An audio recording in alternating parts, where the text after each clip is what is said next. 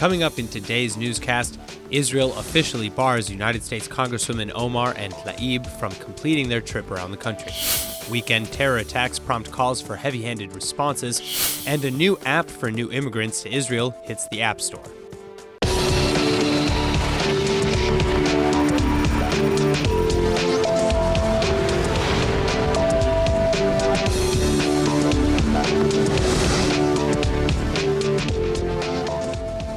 Freshman Congresswomen Ilhan Omar and Rashida Tlaib were banned from entering Israel in a saga that continued to unfurl over the weekend. The Thursday afternoon announcement said that the two will be barred from entering Israel and the Palestinian areas of the West Bank because of their support for the boycott, divestment, and sanctions, or BDS movement. But in a twist, Israel granted Tlaib permission to visit her ailing grandmother on humanitarian grounds, provided she promised not to espouse her anti-Israel beliefs while here. However, Tlaib then refused the offer, saying that she wouldn't come at all, in a letter sent to Israeli Interior Minister Aryeh Deri. So why did Israel decide to bar the two lawmakers and endure this PR fiasco for Israel? Well, Prime Minister Benjamin Netanyahu pointed to their itinerary, which was jam-packed with meetings with those who are biased towards Israel, but no one else. In fact, there wasn't a single Israeli official, including Arab lawmakers, on their list of scheduled meetings. They intended to meet with Palestinian nonprofits and officials and with anti-occupation Israeli groups like B'Tselem and Breaking the Silence, but that's it. Further, unlike the 73 Congresspeople who just left Israel after touring the country thanks to an AIPAC-sponsored tour, this Omar Tlaib visit was sponsored by Miftah, a Palestinian NGO chaired by Hanan Ashrawi, and the Miftah organization has a long history of using anti-Semitic tropes and even showing support for suicide bombers. But still, the organization slammed the decision to ban Omar and Tlaib as being an affront to the American people and their representatives. United States Ambassador to Israel David Friedman, in the meantime, however, gave his full support behind the move. Citing BDS as economic warfare designed to delegitimize and ultimately destroy the Jewish state, the embassy commented that blocking this entry to the country was the right thing to do. This whole saga is still very confusing for many, though, since last month, Israeli ambassador to the U.S. Ron Dermer said that he fully expected the two lawmakers would be allowed to come. But that being said, Foreign Minister Israel Katz clarified that Dermer was just voicing his own personal opinion that did not reflect what Israel actually intended to do.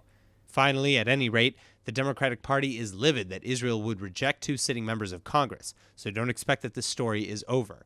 In fact, the Democrats now said that they are weighing whether to censor Dermer and Friedman as a payback for Israel's decision. And now joining us with more on Israel's barring of Congresswomen Omar and Tlaib from entering the country, we have journalist and political analyst Naftali Ben-Simon and Mark Schulman, columnist for Newsweek and editor of HistoryCentral.com. Thank you both so much for coming in today. Thank you. All right, so I'll actually start with you, Mark. Do you believe that this was the best course of action? And if not, what would you have done differently? Okay, it was the worst possible course of action. I mean, to say yes, and then say no, and then say yes, and then leak the letter where she sort of leads to come was the worst combination of things we possibly could have done. First of all, we should have just let them come. The amount of difficulty they would have caused would have been minor, would have been page 30 stories. They would have come, taken some pictures, complained about the wall here, complained about this here, but that would have been it. It would have made minor news. Instead, it's dominating American news coverage everywhere. It's the lead story over the weekend in almost all the news coverage. Millions of people have heard about BDS who had never heard of it before. It's the worst possible outcome for Israel, and it also made us the handmaid of President Donald Trump. So it was the worst outcome. We're destroying our relations with the Democratic Party for the next generation, and I can't think of a worse way of handling this. Naftali, would you agree? Yes, of course. I'm so amazed from the wisdom of the Israeli politician, like the foreign minister and the prime minister, to boycott a Congress member from the democratic country for what? That because they don't like us? They are the only one they don't like Israel policy or Israel country or the Jewish state. We have so many in the world. And it was a chance to say to them, okay, don't like us. You are a member of the BDS. Never mind. This is part of a democratic state to let you in. And you know what? Maybe you will change your mind. And if not, it's okay. But this is an obligation to the politicians in the Congress from the Republican side and the Democratic side. Would you then extend that argument, though, that logical kind of train of thought, towards the BDS law in general? Because that's really been a very contentious thing in the media, is that Israel is barring BDS activists. So couldn't you really extend that same argument? Okay, so two parts. First of all, you could, but you have to separate. These are congresswomen. They represent the people of the United States, their districts. They're a whole other level altogether than an activist for some NGO that's a BDS supporter. Now, I personally think the whole BDS law is ridiculous, frankly, because what are we afraid of? I mean, I can't understand. We are strong, we are powerful, we are sure of our ways most of the time, and yet we're afraid these people are going to come and say nasty things about us? Really? Is that what's really scaring us so much? I don't get it. We're afraid of our own shadow? So It's so insulting that we are one of the most powerful country on earth, a very democratic country. This is the narrative. This is the image. This is what everyone in the United States knows about this region, that there is only one state is a democratic state. So to let those two congresswomen, to make now the whole show in United States against Israel, come on. So then that brings me back to my question, Mark. I'll come back to you. Why then did they do this? Especially, when you take into account that kind of tiff between Ambassador Dermer and Friedman, and how, Dermer is saying, oh yeah, we'll let them in, and then suddenly we didn't, and Friedman says, President and Katz, Trump. and Katz is saying no. Katz was just saying that because he wanted to get even with Dermer, but we'll leave that aside. The reality was President Trump. President Trump pushed the Israeli government first privately. When privately didn't work, he went public with his tweets. Prime Minister Netanyahu is dependent on President Trump. He's all in with President Trump at this point. He's like a gambler. He's bet everything on President Trump. He has to double down again with President Trump. When the history of this period is written, and the pluses and minuses are written about Prime Minister Netanyahu's period as Prime Minister, I believe the worst thing that will be said about him is how he destroyed America's bipartisan relationship with Israel. That is what he has done. But is that really something you can blame on Netanyahu or even Trump? I can blame it 100% on Netanyahu. Netanyahu went to Congress with the Iran agreement. Now, doesn't mean the Iran agreement... He was invited by Congress. He was invited by Congress against the will of the President of the United States. But he was invited by Congress. But he was against the will of the President of the United States. No one has ever done that. A foreign leader has not come against the will of the President of the United States to talk against the President of the United States in Congress. Now, I don't think the agreement was a perfect agreement, mind you, but it was a done deal. It was very clear at that point that nothing could be done. So that was the first thing he did. But then again, doesn't Netanyahu have an obligation? And I'm playing, for the sake of better or worse, Netanyahu has an obligation to defend Israel's interests. I mean, absolutely has the right to defend its interests. And what he should have said is, I think it's a terrible agreement, but I'm going to work to try to make it better instead of going behind the back of President Obama, who's beloved by the Democratic Party. The reality is that he has played the Republican game for the last at least 3 or 4 years. He won. I mean, the fact of the matter is Trump was elected. No one expected it. Trump was elected. So he won that bet.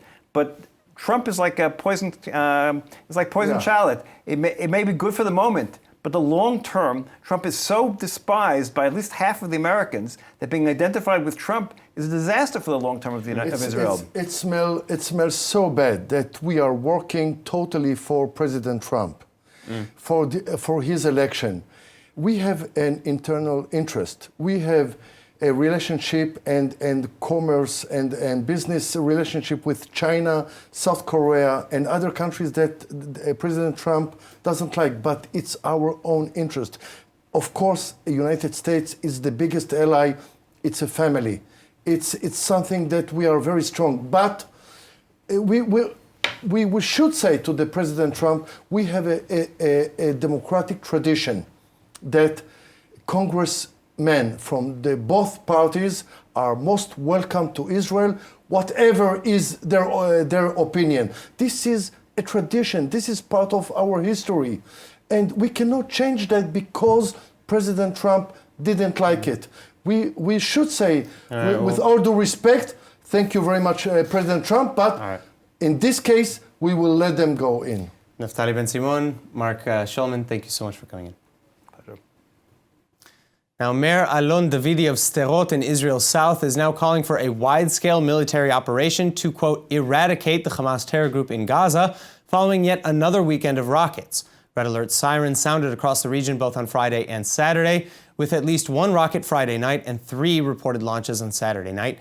The The Iron Dome intercepted the rockets on Friday and 2 of the 3 on Saturday, but shrapnel from the latter attack was found in residential properties, and at least 2 Israeli civilians were injured while running towards shelters, while at least 4 were treated for shock. Well, in response, the IAF attacked at least 2 Hamas underground infrastructures overnight Friday, and no retaliation has yet been reported for Saturday's follow-up attack from Gaza. Meanwhile, 3 armed Gaza militants were killed by Israeli forces while attempting to infiltrate the border on Saturday. An IDF attack helicopter and tank apparently fired on the group, though, where at least 5 Palestinian terrorists were trying to cross into Israel. And the terrorists are reported to be members of the Palestinian Islamic Jihad military wing. This after at least 6 armed Palestinians infiltrated southern Israel over the past 2 weeks as well. Therefore, again, Sderot Mayor Davidi called on the government to embark on a wide-scale operation to eradicate Hamas without waiting for other timings, adding that the culture of the Hamas organization is one of bringing death to the region. And moving on, there's also worrisome news coming out of Ethiopia now, as a 21-year-old Israeli student has just reportedly been found dead in the desert after going missing nearly 24 hours ago. And search teams scoured the country's Denakil desert on Saturday, hoping to locate Aya Naamne as soon as possible. Naamne, from the northern Israeli town of Araba, was visiting Ethiopia as part of a delegation of students from Haifa's Technion Institute of Technology. But Naamne's group's routine hike in the desert during this visit went awry when Naamne was separated from her trip. According to her father Salim, the group got tired and wanted to rest up a bit after hiking in extremely hot temperatures. So some split up and went back to the bus, while others continued. Both groups, however, believed that Naamne was with the other, so it was only later that the students realized that Naamne was nowhere to be found, especially after Naamne failed to show up at the designated gathering points. Well, it was at this time that her fellow students alerted the authorities, and then the Israeli Foreign Ministry intervened and private search teams working alongside local police and military forces attempted to find her. But Naamne was finally found dead on Sunday after being missing for several hours in sweltering temperatures that reached some 50 degrees Celsius or over 120 degrees Fahrenheit. Now, our next story focuses on something we can almost all relate to, trying to build a family. But for some, the process is very difficult, if not impossibly expensive, especially when surrogacy and same-sex relationships are part of the mix. ILTV's Natasha Kirchak has the story.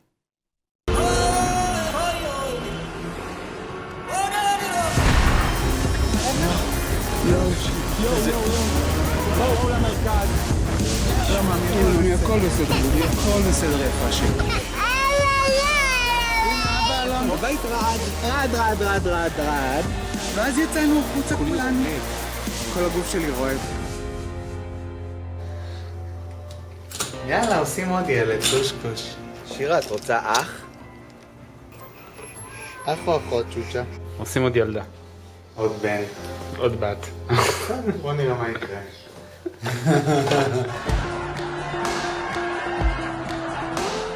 Israel is considered the most LGBTQ-friendly country in the Middle East. שיהיה מגוון, מה עכשיו, 2 נקבות? כן. אתה יודע איזה חפירות?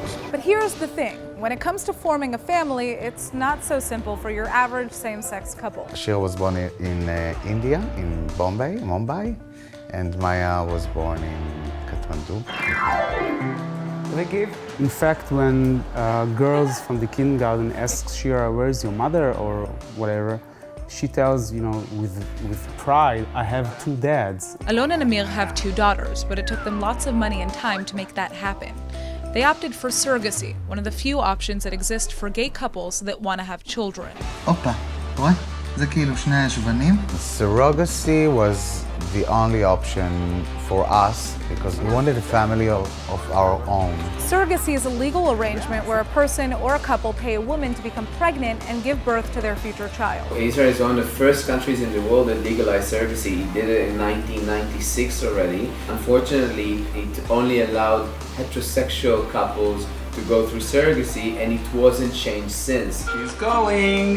מה אמרו שאנחנו מדברים עם מי שנושאת ברחמה כרגע? כן. את הנסיכה? We are very grateful to her for doing that thing for us. Alright, namaste. Namaste. Thank you very much. In Israel, gay men can't go through surrogacy, so they have to go abroad. כולנו ניסע ביחד נפאל. לנפאל, בנפאל לפגוש את החברה שלנו. אז לבית בטן. It is legal for gay couples in Israel to adopt, but very few Israeli children are given up for adoption. And even then, heterosexual couples are usually given priority. When it comes to adopting from abroad, it's nearly impossible for Israeli same-sex couples. All the countries that Israel has agreements with are countries that do not allow gay or single men adopt. It's not a matter of Israeli policy. Israeli policy doesn't prohibit it, but the fact that Israel doesn't have an agreement with a country that does allow it. All of the LGBTQ rights we have in Israel were not given to us by the government. They are achievements of the Israeli Supreme Court. Of private people that did something.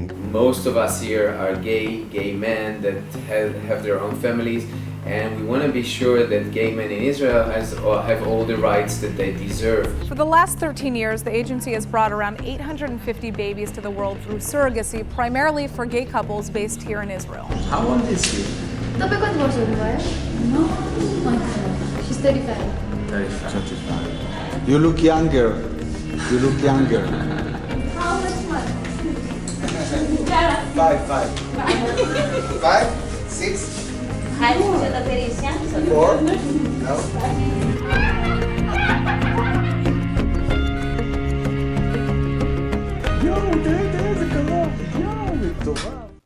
And now joining me in the studio with some more on this issue, we have Natasha Kirchuk. Natasha, thank you so much for being here.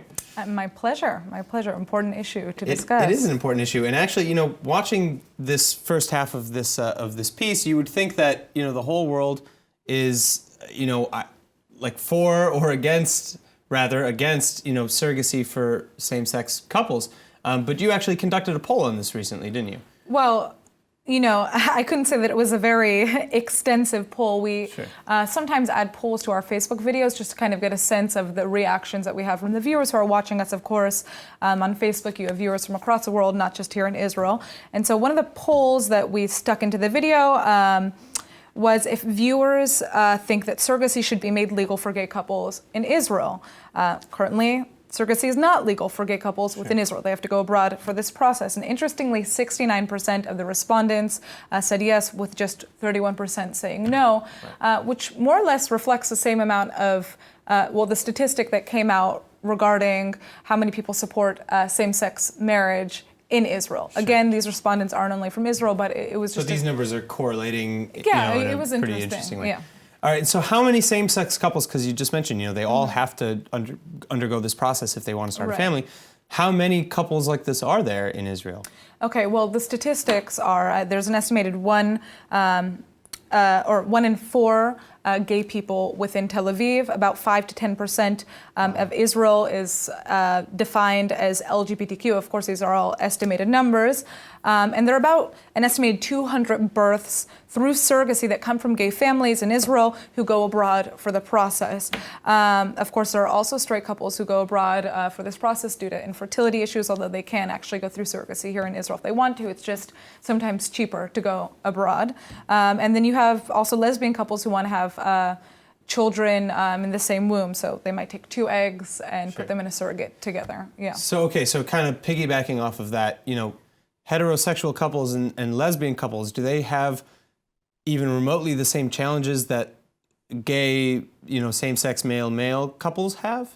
Well, of course not, because, to a man, men can't get pregnant, right? So if you are a gay man that wants to have a child, you either have to be in a relationship with a woman who can, who's willing to have that child with you, or you have to go through surrogacy, because right now there just really aren't any other options for gay couples here in Israel. Like I said, adoption is not really an option because Israel doesn't have any deals with countries that allow for adoption for gay couples, and surrogacy is illegal within Israel for gay couples, so they have to go abroad to do that process.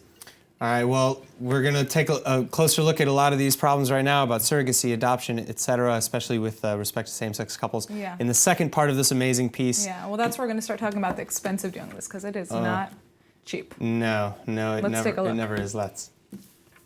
Surrogacy is expensive. Having a child can easily cost over $100,000, an investment that many gay couples in Israel have accepted as a fact that just won't change. It's almost like buying a house now. It's like a mortgage. You need to take a loan for 10 years. So many gay couples are turning into the path of joint parenthood, although some of them I know would like to have the surrogacy option, but they just can't afford it. Today, there are online companies that help gay couples find women with whom they can have a baby and co-parent with.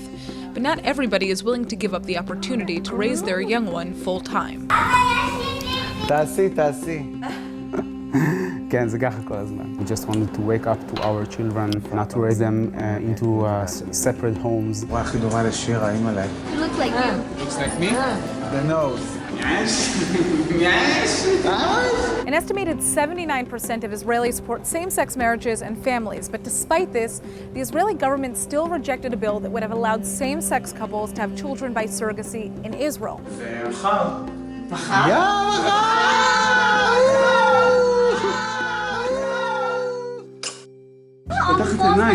יפה שלי, אהובה שלי, קטנה שלי, מתוקה, הנה אבא. Do you know our story? Our like what happened in Nepal? In 2015, when the couple went to Nepal for the birth of their second daughter, a 7.9 magnitude earthquake struck.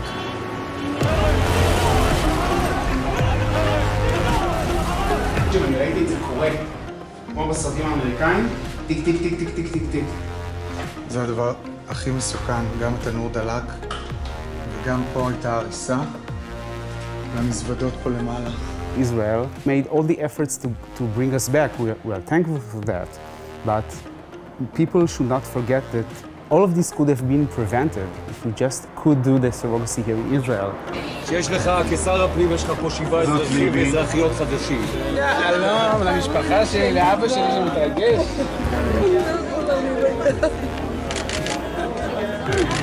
הכל בסדר, זה נגמר.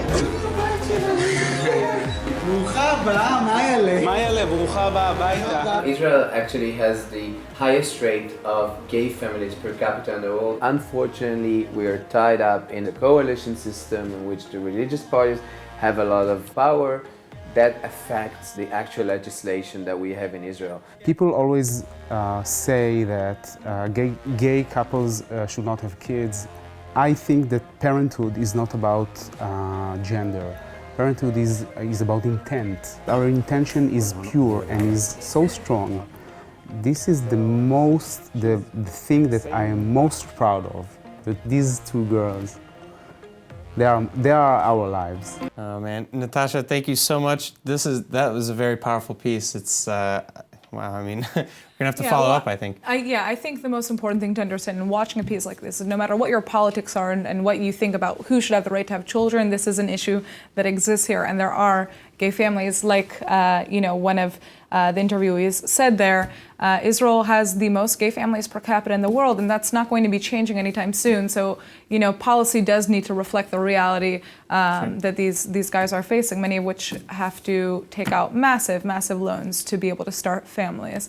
So everybody watching should just take that into consideration, that this is a part of Israel. So. Absolutely. All right, Natasha, thank you so much again. Thank you. Finally, are you interested in learning Hebrew? Well, now there's an app for that, because thanks to 2 young olim, or immigrants to Israel, everything you need to learn Hebrew is in the palm of your hand. The company, Aprende Hebreo, developed the app for Latin American immigrants who found learning Hebrew in Ulpan a difficult experience. And this artificial intelligence-based platform was born out of an immigrant absorption center in Ra'anana, where Francisco Marinaro and Adam Cohen cooked up an easier way to learn the Jewish language. In fact, the two said that they wanted to create an app that would provide basic knowledge of the language where people could study whenever and wherever they wanted, as opposed to the old-style classroom approach that was only available at certain hours. Further, the creators encouraged potential olim to learn early and not to wait until they arrive in the Holy Land to download the app. So how does the app work? Well, through interactive video clips where students are asked specific questions, they learn the basics of speech, grammar, and vocabulary. And all that work is then monitored by a panel, so students' progress is clearly noted. Additionally, accessing the app will set you back only a few dollars a month for a subscription. The only problem, though, is that for now, the app caters only to Spanish speakers. but the developers do hope to make it available in English, French, and Russian in the near future. And now let's take a look at the weather forecast. Tonight should be partly cloudy and warm with a low of 77 or 25 degrees Celsius.